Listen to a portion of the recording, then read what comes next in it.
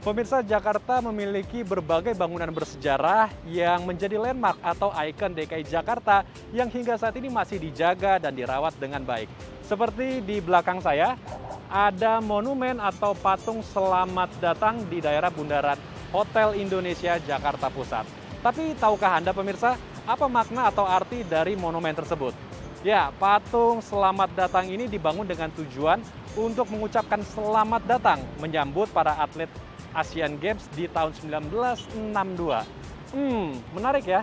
Untuk itu pemirsa, saya akan mengajak Anda untuk mengetahui, mencari tahu makna-makna dari bangunan bersejarah di DKI Jakarta. Sekaligus saya akan bertanya kepada warga DKI Jakarta, kira-kira mereka tahu gak ya makna dari bangunan-bangunan bersejarah di DKI Jakarta? Yuk, kita cari tahu.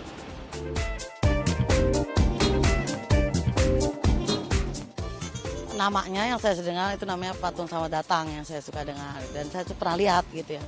Tapi ya itu patung selamat datang.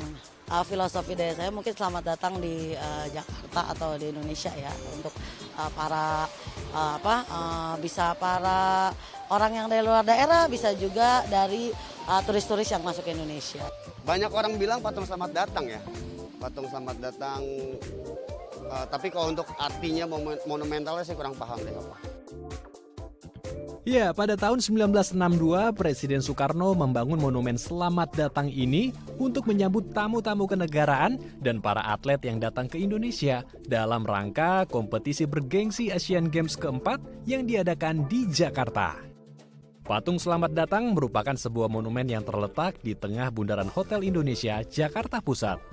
Monumen ini berupa patung sepasang pria dan wanita yang sedang menggenggam bunga dan melambaikan tangan. Total tinggi patung ini dari kaki hingga kepala mencapai kurang lebih 20 meter. Patung ini menghadap ke utara sambil melambaikan tangan yang memberikan arti menyambut orang-orang yang datang dari arah Monumen Nasional. Melalui patung ini, Presiden Soekarno ingin menunjukkan kebesaran dan keramahan warga Indonesia kepada para tamu dari mancanegara. Dari Bundaran HI kita bergeser ke lapangan Banteng pemirsa. Ya, setelah direvitalisasi dan dibenahi dan diresmikan oleh Pemprov DKI Jakarta pada tahun 2018, kini lapangan Banteng di tempat saya berada saat ini sering dikunjungi oleh warga. Namun, tahukah Anda pemirsa, di era Gubernur DKI Jakarta Ali Sadikin, dulunya lapangan Banteng ini adalah terminal bus kota. Namun setelah direvitalisasi, kini lapangan Banteng berubah sangat signifikan.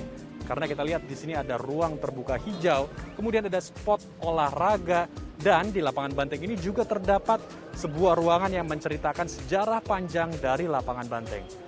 Menarik ya, kira-kira seperti apa sejarah dari lapangan Banteng ini? Yuk, kita cari tahu.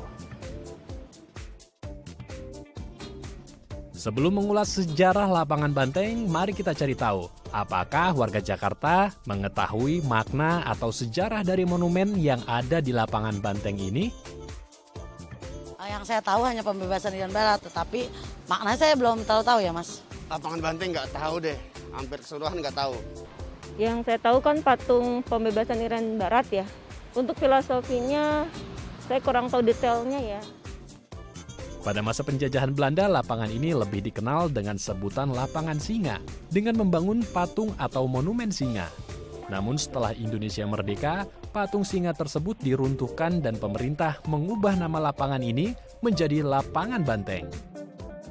Sedangkan asal-muasal patung bertubuh kekar yang berdiri di tengah lapangan sejak 17 Agustus 1963 ini tidak lepas dari sejarah Trikora.